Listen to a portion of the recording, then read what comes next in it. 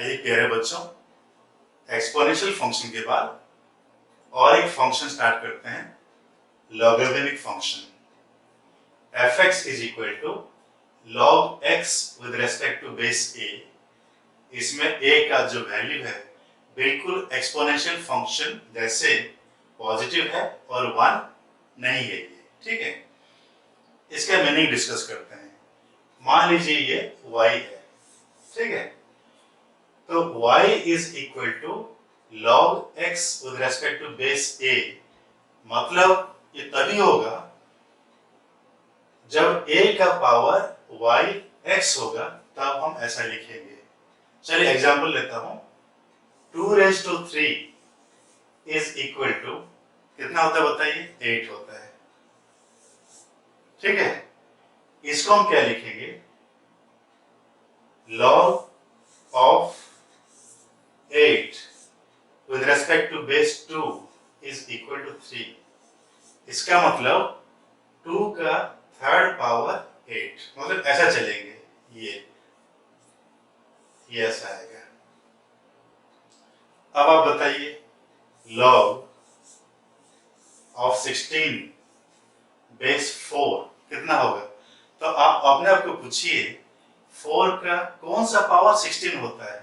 4 का 2 पावर होता है, मतलब 4 का 2 पावर इज इक्वल टू 16 होता है। तब हम ऐसा लिखते हैं log of 16 base 4 is equal to 2, ठीक है। ये log का मीनिंग होता है। चलिए और एक एग्जांपल लेते हैं। log of 1 base 3, मतलब 3 का कौन सा पावर 1 होगा? ये 0 होगा। 3 का 0 पावर 1 होता है। अब बताओ बेटे, log सेम 1 बेस 10 कितना होगा? आंसर बिल्कुल सेम 0 होगा, क्योंकि 10 का पावर 0 भी 1 होता है।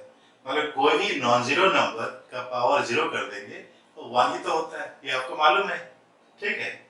चलिए और एक पूछता हूं। log 0.1 बेस 10 कितना होगा? ये थोड़ा आपको सोचना पड़ेगा। देखिए 0.1 मतलब कितना होता है?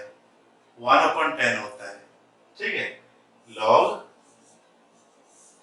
0.1 मतलब 1/10, मतलब 10 का पावर -1 बेस 10।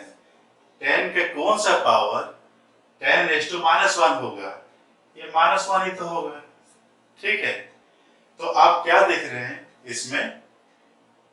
हम जब पूरा log के वैल्यू निकाल रहे हैं, मतलब जो y के वैल्यू निकाल रहे हैं, वो आपका 0 भी आ सकता है, नेगेटिव भी आ रहा है, ठीक है, पॉजिटिव आ रहा है, ठीक है। ये इसको आप ध्यान दीजिए। तो पूरा log का वैल्यू मतलब y का वैल्यू, ठीक है। और y की वैल्यू को हम क्या बोलते हैं? रेंज बोलते हैं। तो इसका रेंज क्या हो जाएगा? log फंक्शन का रेंज आपका r हो जाएगा, क्योंकि 0 भी आ रहा है, नेगेटिव आ रहा है, पॉजिटिव आ रहा है, फ्रैक्शन भी आ सकता है। कैसे? देखिए log √2 with respect to base 2 का कौन सा पावर √2 होगा? बताओ बेटे। √2 मतलब 2 raised to हाफ है, तो ये आपका हाफ हो जाएगा। हाफ मतलब 0.5। तो ये जो रेंज है, जो y की वैल्यू, पूरे की वैल्यू को हम y तो बोलते हैं, देखिए, ठीक है। ये कोई भी रियल नंबर आ सकता है, इसीलिए इसका रेंज क्या हो गया? फंक्शन का r हो गया, ठीक है। चलिए अब डोमेन डिस्कस करते हैं। ये जो x मतलब डोमेन, y मतलब रेंज। x की वैल्यू क्या हो सकता है? थोड़ा देखिए फंक्शन को। a का कौन सा पावर x हो सकता है? और a क्या है? Positive number not equal to 1। जैसे a के लिए चलिए समझने के लिए 2 ले लेता हूं, ठीक है। और यहां पे x, ठीक है।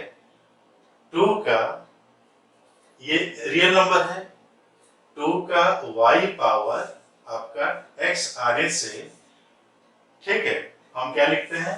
log x base 2 is equal to y लिखते हैं। ये तो हम डिस्कस किए, ठीक है।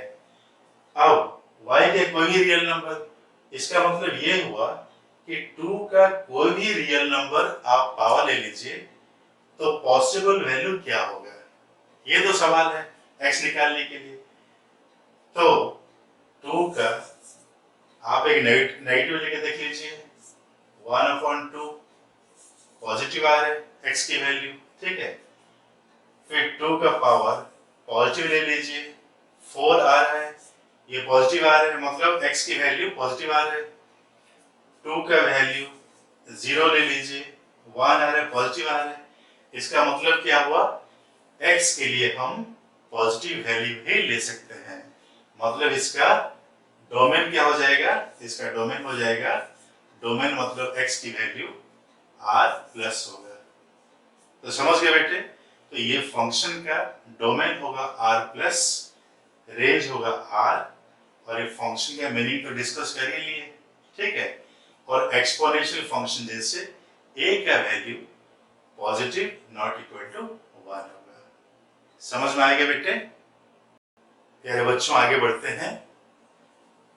डोमेन हम डिस्कस कर लिए थे, तो फिर लिख दिया हूं, डोमेन r प्लस है और रेंज r है ये फंक्शन का।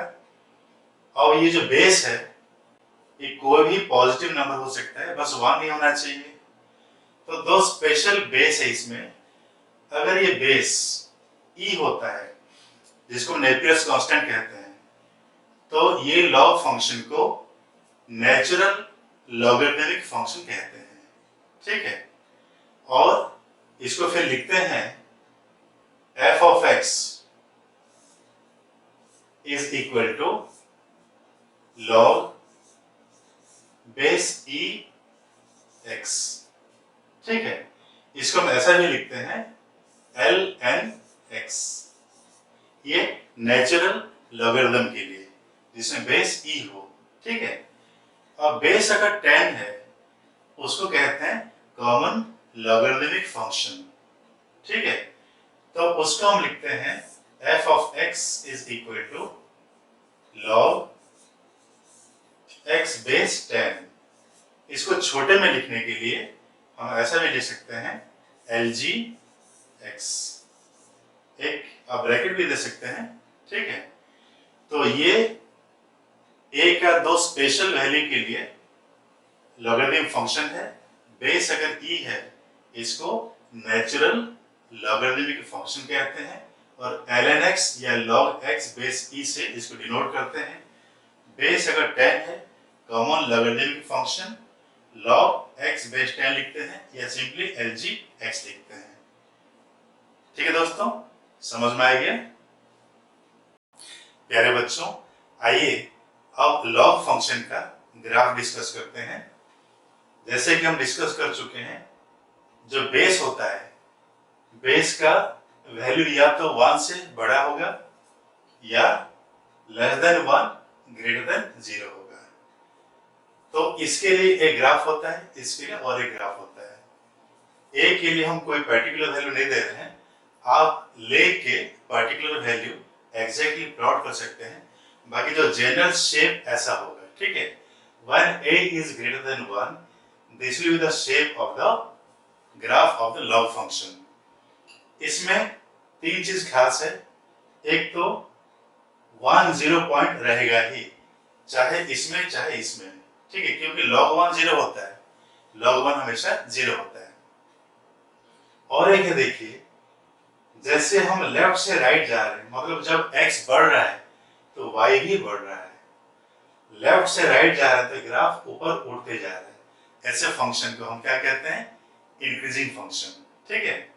और एक देखिए, when x tends to 0, y tends to minus infinity, मतलब जैसे हम x को 0 तरफ ले जाएंगे, ये जो ग्राफ है ये बिल्कुल इंफिनिटी तक नीचे जाएगा, y एक्सिस को इंटरसेक्ट नहीं करेगा, ठीक है। अब आ जाइए इसमें, इसमें भी वही तीन चीज, एक तो 1 0 पॉइंट है ही, इसमें दोनों में है, और एक ये इंक्रीजिंग है तो ये डिक्रीजिंग है, ठीक है।